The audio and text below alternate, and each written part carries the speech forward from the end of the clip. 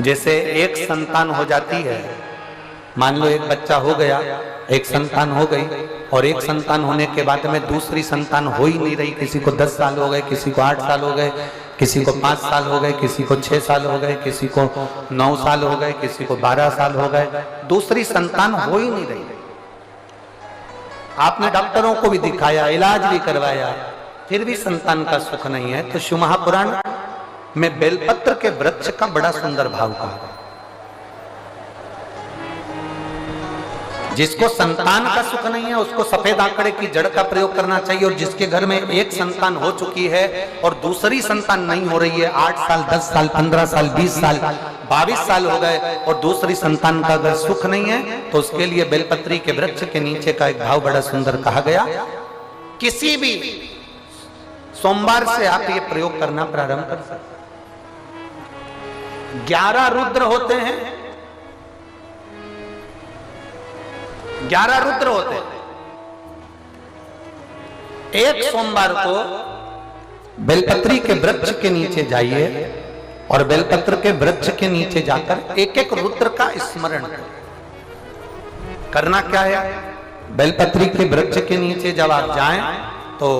बेलपत्र के वृक्ष के नीचे की ही मिट्टी का एक कुंड, आप लोग क्या कह सकते हैं, यहाँ पर हम क्या बोले उसको, जैसे मिट्टी का एक कटोरी बनाते हैं ना, क्या बोलते हैं उसको, कुंडी बना देते हैं मिट्टी की। बेलपत्री के वृक्ष के नीचे की ही मिट्टी, उसी मिट्टी का एक छोटा सा एक कुंडा बना लो उसको मिट्टी का। उस कुंडी में जल समर्पित कर दिया और जल चढ़ाने के बाद दिया लगाकर वहीं पर थोड़ा सा मीठा, कुछ भी जो आपके पास में हो, घर में जो भी उस समय पर आपके साथ में हो, या तो दूध घर का मीठा हो जैसे मावे का, खोए का हो या खीर हो, तो वहीं पर एक कटोरी में थोड़ा सा रख दीजिए और उस कुंडी में जो जल चढ़ाया गया है वहां पर उस बेलपत्री के वृक्ष के नीचे भगवान शंकर के 11 जो रुद्र हैं उसमें से एक एक रुद्र का आपको स्मरण करना है। 11 रुद्र का नाम क्या है, तो पहले नंबर पर आता है कपाली, दूसरे नंबर पर आता है पिंडर, तीसरे नंबर पर आता है भीम,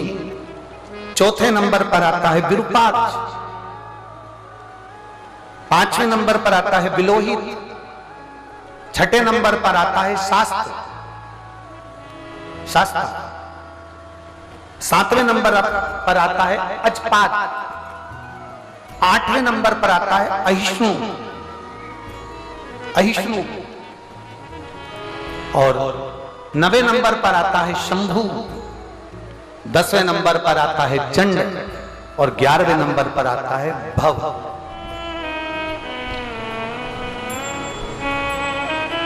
अगर अभी आप लोग नहीं लिख पाए हैं तो बाद में मोबाइल पर से कथा को पीछे खींचना, फिर उसमें से धीरे धीरे इसको लिखना। एक रुद्र के नाम से एक कुंड का निर्माण करा, पूजन करी, घी का दिया लगाया, वहां जो मीठा रखा है उसको लिया, कुंड में से थोड़ा सा जल लिया, बेलपत्री के पेड़ के नीचे आचमन किया, जो मीठा रखा है वो ले जाकर रात्रि के समय पर सोने से पहले पति पत्नी उसको पाएं और साथ रहें। एक सोमवार को ये प्रयोग करना है, फिर दूसरे सोमवार को दूसरे जो एकादश